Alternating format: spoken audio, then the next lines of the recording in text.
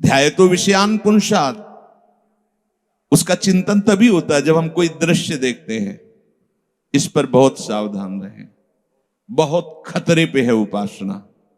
ये जो मोबाइल है सबके पास है छोटा है गले में टांगेगा, बड़ा है गले में, गाड़ी से उतर रहा तो मोबाइल है, रिक्शा चला रहा तो मोबाइल है। धन्य है कलयुग महाराज की चाल, सबके पास, घर घर कई, एक एक के पास कई, फुर्सत नहीं देगा वो, क्योंकि कलयुग में बहुत कम समय में भगवत प्राप्ति करने का प्रताप है। जो शास्त्र सम्मत जीवन और भगवान नाम निरंतर, तो बहुत कम समय में, जो 10-10 हजार वर्ष तक हाथ उठाए दाहिने पैर के अंगूठे केवल खड़े मंत्र जप करते, 24 घंटे नाम जप से वो प्राप्त हो जाता है। 10,000 वर्ष वो 24 घंटे कलयुग में, पर 24 घंटे क्या 24 सेकंड भी का फुर्सत तुम्हें नहीं देगा वो। कुन कुन जा रहे हैं साधु समागम करने, संत दर्शन करने, घंटी बज रही है ऐसी घंटी बजती है प्रभु से विमुख करती रहती। आवश्यक हो तभी स्विच ऑन करो, नहीं मानते हैं आज की व्यवस्था में उसकी जरूरत है। वो गैस सिलेंडर लाना है तो आपका मोबाइल, कई बहुत सी ऐसी, आजकल तो पैसे का भी वो हो गया है, लेन देन उसी से। ठीक है, युग के अनुसार दिनचर्या में उसका अस्तित्व आ गया है, पर आप ये ध्यान रखिए हर समय उसका स्विच ऑफ रहे। आपको बात करनी है तो खोलिए, नहीं किसी का फोन आए, अपने को जरूरत नहीं। बोले कोई समस्या हो गई, कोई ऐसा तो आप समस्याओं का समाधान करने वाले हरि का आश्रय लिए हैं, इसलिए आपको ज्यादा चिंता नहीं करनी। या तो फिर वो कोई मोड़ कहते हैं, कौन सा हो, हाँ ऐसे उसमें कि भाई कभी ऐसा, अब हर समय कुंड कुंड कर रहा है, आपका चिंतन जा रहा है। पहली सबसे बड़ी हानि तो ये कि हम अंतर्मुख हो ही नहीं पाते। आप बाथरूम जाके बाहर निकलिए तो पहले लगे किसी को मैसेज तो नहीं आया, किसी को, और कंपनी का था। हमारा चिंतन बार बार चिंतन, समझो परमार्थ मार्ग के बार बार चिंतन। ऐसे घर परिवार वालों से दूर है लेकिन मोबाइल से नजदीक है, और बढ़िया है नहीं, और क्या है, और क्या है, राधे राधे, तुम बोलो राधे राधे, हम घंटों चिपके रहते। ऐसे बात करने में तो नाम जप हो सकता है, लेकिन ऐसे बात करने में नाम जप नहीं होता, क्योंकि श्रवणेंद्री पूरी वहीं लगेगी और मानसिक उत्तर देने के लिए हमारा सब प्रोग्राम अंदर चल रहा है। अब ये बोलना है, अब ये बोलना है, पूरा का पूरा साधन चौपट करने का बहुत बढ़िया व्यवस्था है। अच्छा, अब मन नहीं लग रहा, गेम है उसमें, और मन नहीं लग रहा तो संसार है उसमें, जो चाहो सर्च कर लो, जो चाहो।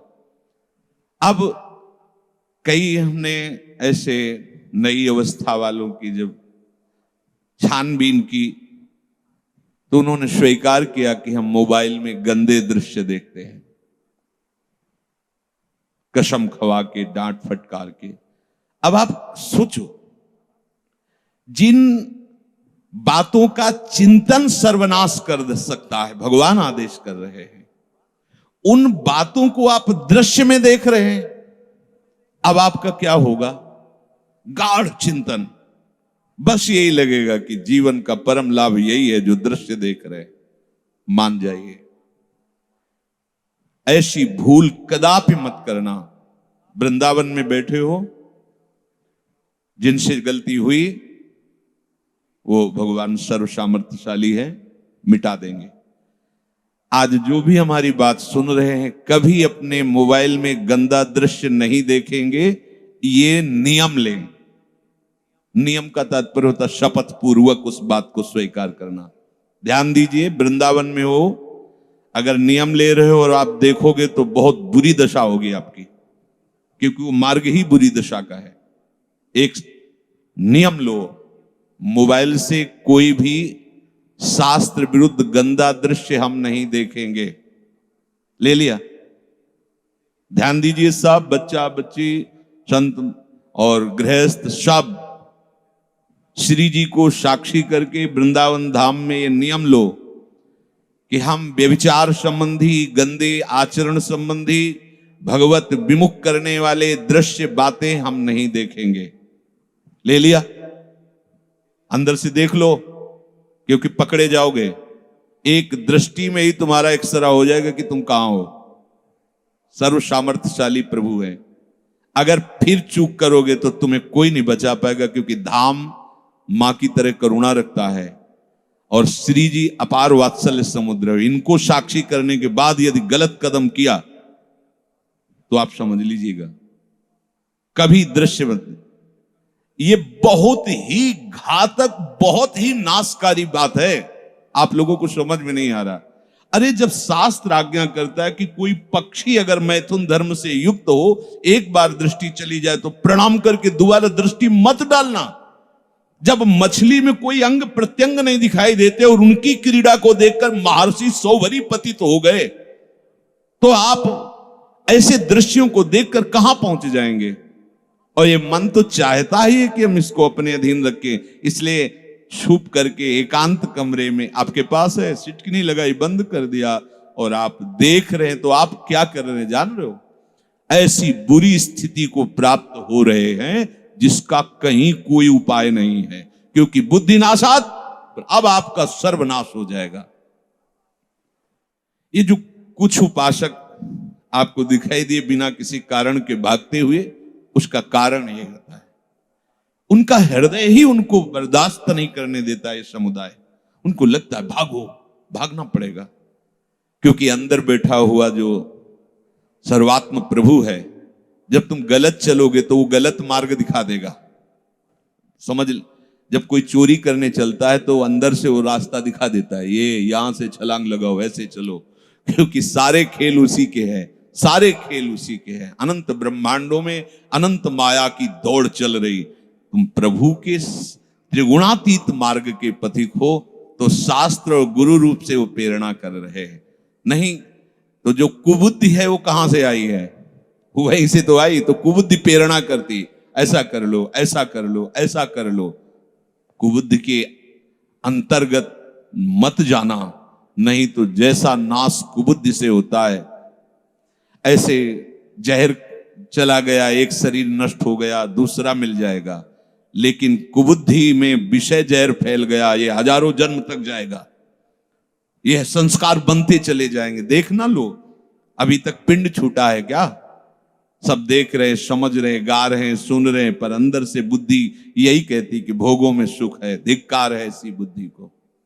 तो भाई जी महाराज कह रहे हैं दृश्य नहीं, दृश्य पर बहुत बड़ा प्रभाव दृश्य का पड़ता है। दृश्य में अजामिल नष्ट हो गया, दृश्य में ही।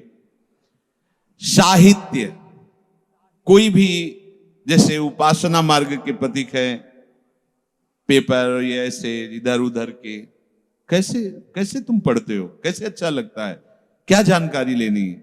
प्रियाजू का रूप कैसा है, लालजू का रूप कैसा है, ये इनमें थोड़ी मिलेगा। नाम की महिमा क्या है, धाम की महिमा क्या है, आत्मानंद क्या है, ये उनमें थोड़ी मिलेगा। कोई भी ऐसे रखा भी हो तो नहीं गलती करनी चाहिए। गलती है, कोई भी शब्द उसका फंस जाएगा दिमाग में जो आपको परमार्थ विहीन कर देगा, परमार्थ विहीन कर देगा। वस्त्र, एक यहां जुड़े थे तो उन्होंने कहा, जब मिले एकांत में, उन्होंने कहा कि हमें यहां एक दोष दर्शन होता है। अब बताइए। तुम कहा जिसको देखो वही पीला और सफेद की होड़ लगी हुई है। हमने कहा तो भगवान की कृपा है कि सब उत्साहित हो रहे हैं कि हम मुड़ मुड़ा कर रज पहनकर, पीले के अधिकारी नहीं तो सफेद पहन लेते हैं, पर हम संसार के नहीं हैं। बोले शायद मेरे में ऐसा सामर्थ्य नहीं, इसलिए ऐसी जलन होती है। हाँ, वस्त्र, वृंदावन वास कर रहे हो, पैंट सूट चढ़ाए हो, बेल्ट बांधे हुए हो, मोजा चढ़ाए हुए हो, जहां मन आया वहां। अरे दुनिया में रहो ऐसे, कम से कम वृंदावन आए हो, अपनी सादगी सनातन धर्म की पोशाक तो पहनो। ये सात्विक पोशाक है, सफेद अचला, सफेद बनियान, सफेद कुर्ता, सफेद अंगोछा, ये भागवती मार्ग में चलने वालों के लिए बहुत आवश्यक है। आप वृंदावन धाम आए हो, देखो ना, और इस ऐसे झुको तो नीचे का पैंट नीचे सरक रहा है, ऊपर की बनियान ऊपर सरक रही, क्या है? न ठीक से बैठ सकते हो, न झुक सकते हो।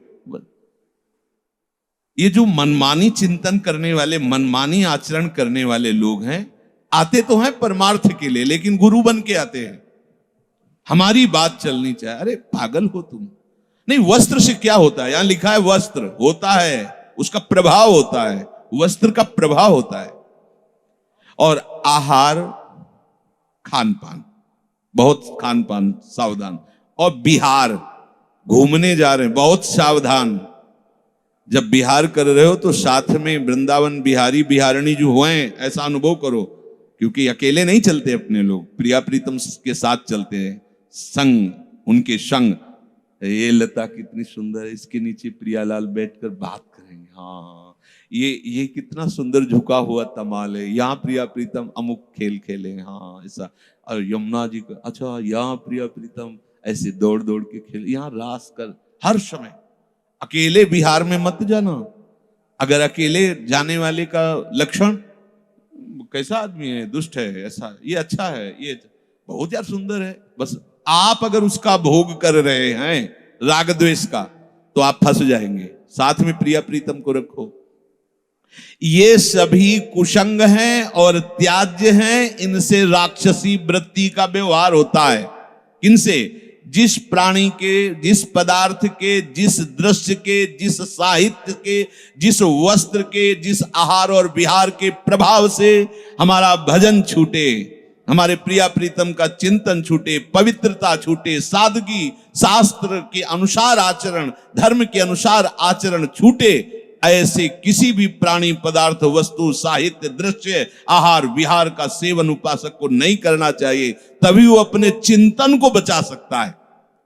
अगर चिंतन बिगड़ा तो क्रिया हो ना हो, अंतःकरण तो वैसे ही मलिन हो गया। अब कह रहे हैं कि जब आप ऐसा नहीं करोगे तो आपकी बुद्धि विवेकवती होगी। बुद्धि विवेकवती हो जिससे ऐसा हो सात्विक सत्संग, मन इंद्री संयत हूं, उन पर चढ़े पवित्र प्रेम का रंग, संयम नियम धर्म सम्मत हूं, मन की वृत्ति भगवदाकार, सर्वभूत हित जीवन जिससे बने शांति सुख का आगार। ऐसे संतों का संग करो, ऐसे शास्त्रों का स्वाध्याय करो, ऐसे दृश्यों को देखो, ऐसा आहार करो, ऐसे वस्त्र पहनो, ऐसे भाव से विहरण करो कि तुम्हारा मन प्रतिपल धर्मयुक्त होकर प्रेम रंग में रंगे, भजन का उत्साह बढ़े। देखो ना, ये चमकीले धमकीले इधर उधर कटिंग के कपड़े पहन करके शरीर राग देखो कैसा बलवान होता है। सर्दी है, रोम रोम खड़ा, कांप रहा, पर वो अंग प्रदर्शन करना है, इसलिए ये यहां से ऐसे वस्त्र। ये मत समझो कि वस्त्रों का प्रभाव नहीं होता, बहुत बड़ा प्रभाव होता है वस्त्रों का।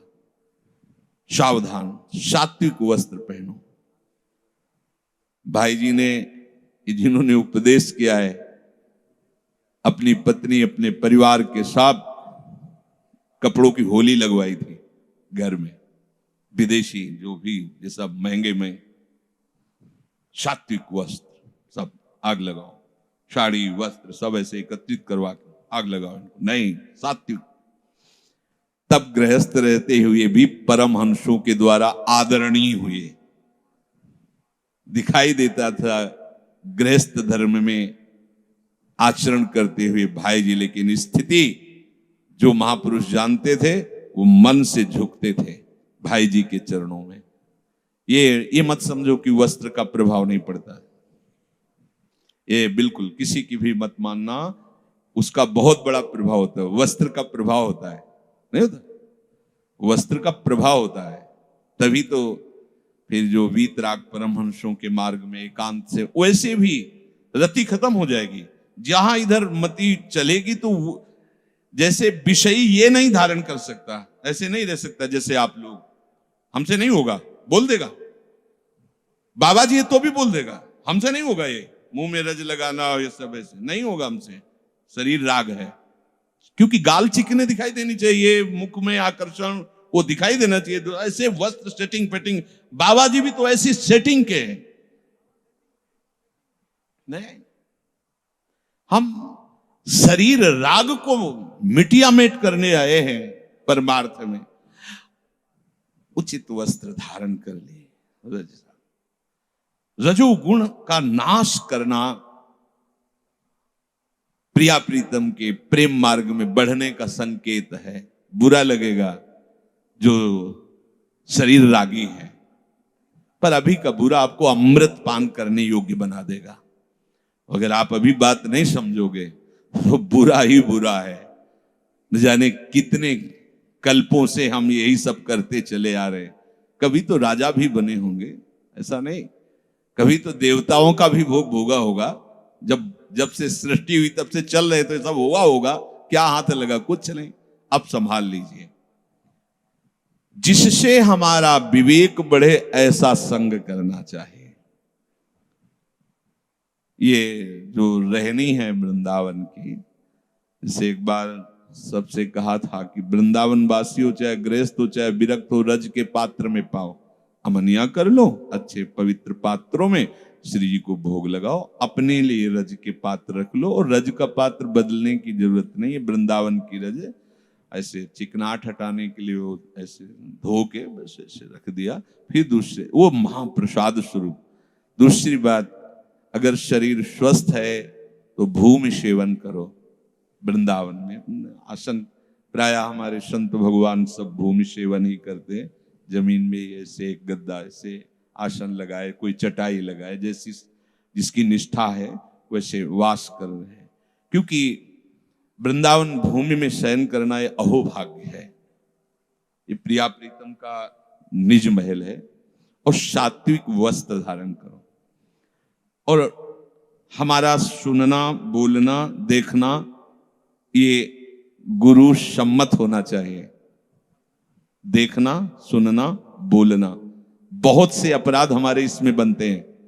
अगर आप शास्त्र सम्मत देखोगे, शास्त्र सम्मत बोलोगे, शास्त्र सम्मत सुनोगे, तो बहुत जल्दी परमार्थ में, प्रेम मार्ग में आप अग्रसर होगे। संयम नियम धर्म सम्मत हो। आप जो भी संयम नियम, मनमानी कोई भी नियम भी नहीं होना चाहिए, गुरु आज्ञा के अंतर्गत होना चाहिए। आज मन में आया हम ऐसा कर लिया, कल मन में आया वैसा कर लिया, तो हमारा नियम चल। तुम्हारा क्या नियम?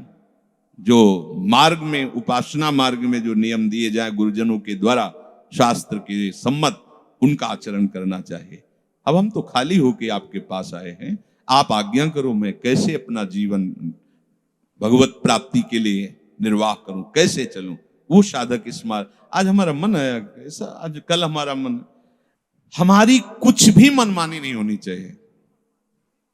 अगर आप वास्तविक परमार्थ के पथिक हो तो आपका पूरा जीवन गुरु आज्ञा में होना चाहिए। एक मिनट भी मनमानी नहीं हो। वो भले साधना क्यों ना हो, जो एक मिनट भी मनमानी है वो तुम्हें गिरा देगी। देख लेना, देख लेना। ये बहुत सुलझी समझी हुई बात। और गुरु आज्ञा में भले तुम्हें लग रहा है कि व्यवहार की क्रिया है, लेकिन वो आपको चढ़ा देंगी परमार्थ की ऊंचाई पर। क्योंकि मोक्ष मूलम गुरु कृपा और मंत्र मूलम गुरु वाक्यम।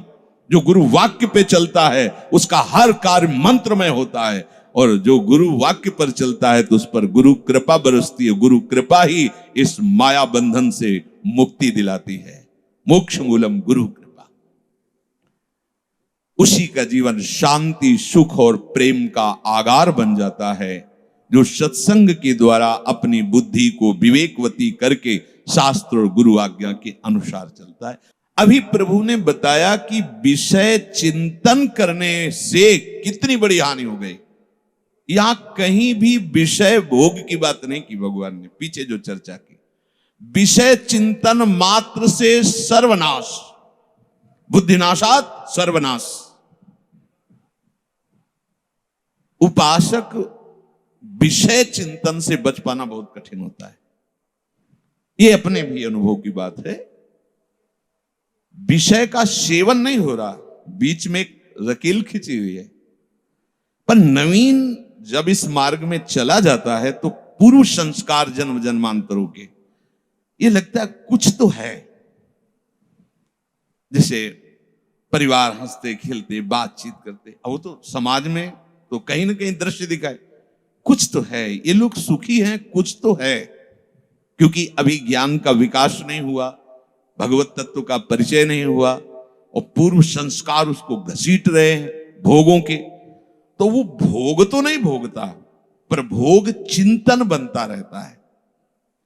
अब अगर वो चिंतन और नाम ये दोनों साथ चलेंगे, ऐसी यात्रा होती है। बहुत जलन की यात्रा, बहुत जलन। कोई बहादुर भगवत चरणारविंद का आसक्त चित्त ही इससे निपट पाता है, नहीं तो यही भगवत नाम जहां छूटा तो चाहे जितनी वो विवेक लड़ाने की कोशिश करे, वो धीरे धीरे सकिल जाता है।